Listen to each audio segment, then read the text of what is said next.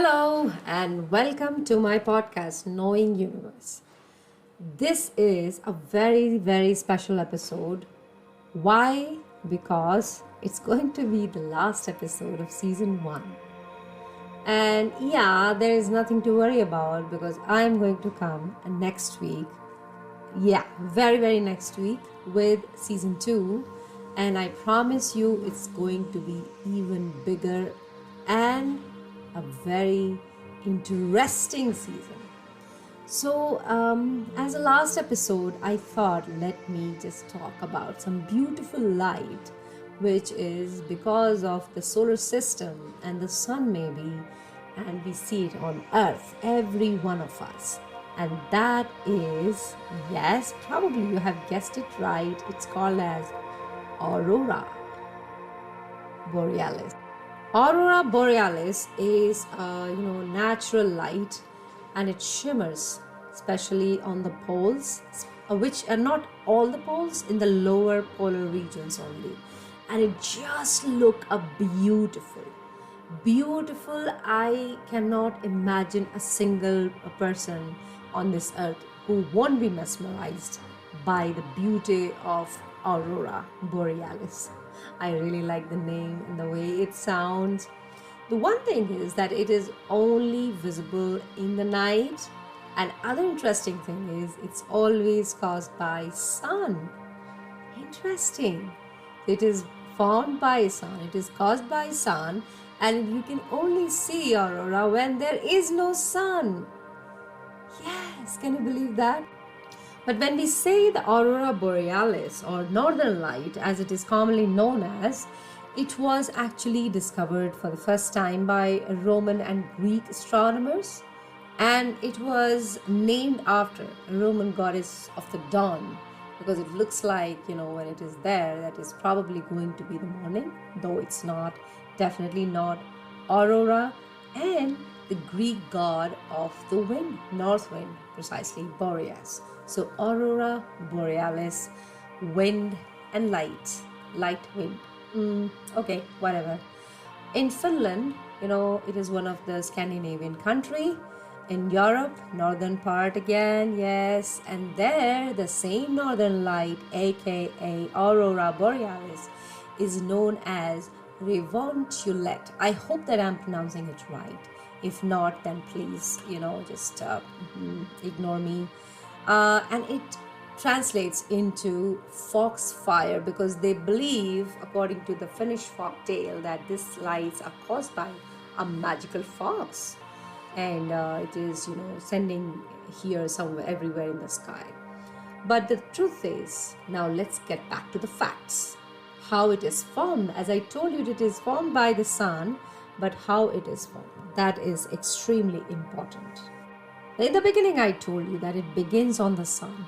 As you know, that sun is a ball where the fusion reaction between hydrogen atoms takes place and forms, different kind of, especially hydrogen gas, and forms, helium gas. But in this process, some of the ions are also formed. And the ions, these ions, which are basically the charged particles, they come out of the sun's surface. Okay, visualize it, picture it please. So the ions, which are charged particles, these charged particles are formed because of the fusion reaction on the sun, and it starts continuously streaming from the sun's surface, which is called as solar wind. And when the solar wind approaches the earth, it meets with the magnetic field of the earth. Yeah, earth has magnetic field, of course it has. And you know what? For the survival of the earth, it's important. Why? Because it protects the planet from the solar wind. Otherwise, trust me, the solar wind, they're harsh. They can just break the atmosphere, because we have a very balanced and delicate atmosphere, isn't it? Wouldn't you agree? We have oxygen, we have nitrogen, we have carbon dioxide. All these three gases, they dominate mostly the atmosphere. So they help all the planet, our planet, to go on. So this will be broken if the solar wind approaches. So most of the wind is completely blocked by the magnetosphere.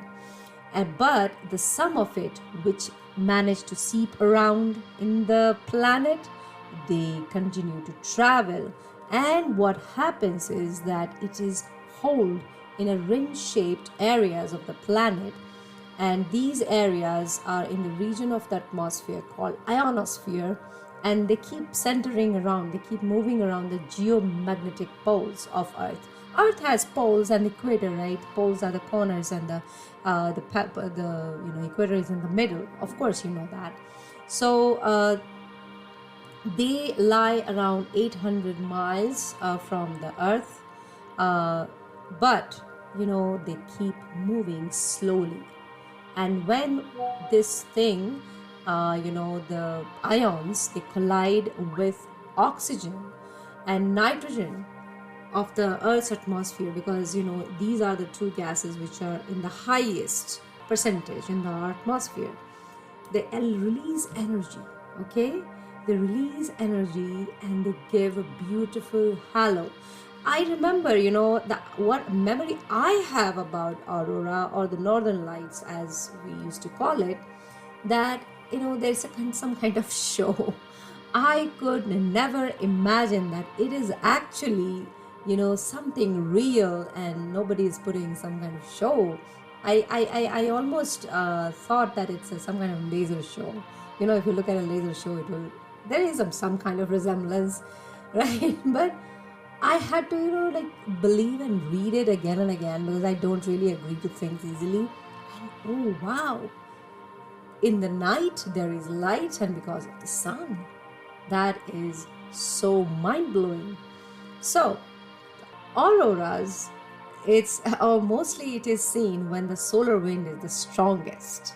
Okay, the solar wind is mostly it is constant, but when it's changing, the color and the pattern, the way it dances, shimmy shimmy shimmy, it dances, it will change according to how much of the sun is coming in the atmosphere.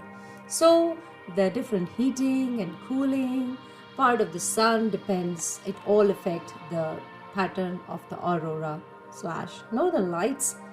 So solar weather, have you ever heard of solar weather? Yeah, that's a thing, people. So it is always measured in terms of sunspots. So as in it's a kind of unit, like how we measure distance in terms of meters. So how is the weather today on sun? It's in sunspot. So if there are more sunspot, that will be the coldest part of the sun, and that will be the dark blobs. Okay, go online, you'll find the dark blobs, and those dark blobs, they are telling you that sun here is not that hot. And the solar flare just are closely associated with the sunspot, and there will be a sudden extra burst of energy in the solar wind. And then the sunspot activity, if it is if you observe it for a very, very long time, the consistent aurora are coming most visible and clearly seen during the highest of the sunspot activity. During equinox, okay, then also it has been observed that a higher activity of the solar wind, so the fluctuation happens, and then beautiful aurora is it can be seen even longer area, it covers more sky, and even in Mexico, especially precisely Yucatan Peninsula in Mexico, also the aurora is observed. So basically it's a sun's health. If sun is feeling very happy and bright and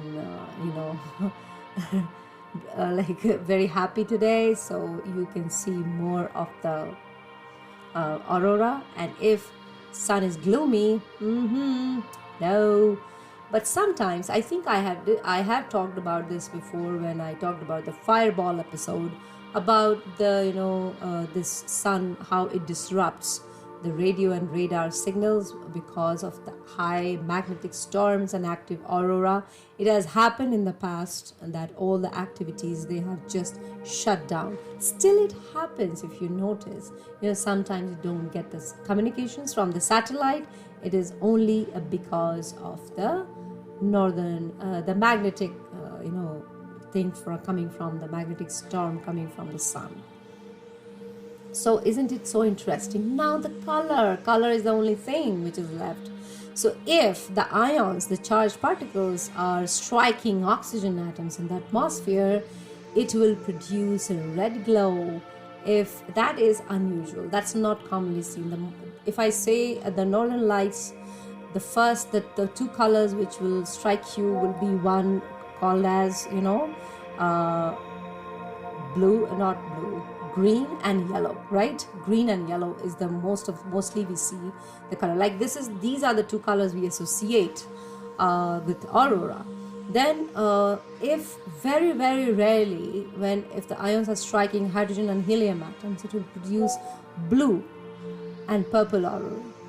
But we don't really see it because our eyes, we have limited vision and we cannot see that part of the electromagnetic spectrum. It's a really short wavelength. Okay, so that was it about the Aurora Borealis or Northern Lights. I hope you enjoyed, and I'll see you soon. That's precisely next week with another bang, as I promised. This is Abhilasha Dwivedi signing off from my podcast season 1. See you next. Okay, and keep healthy. Reach out to me on abhilashapodcast@gmail.com, and you be your own guru. Have fun. Please don't forget it. Bye.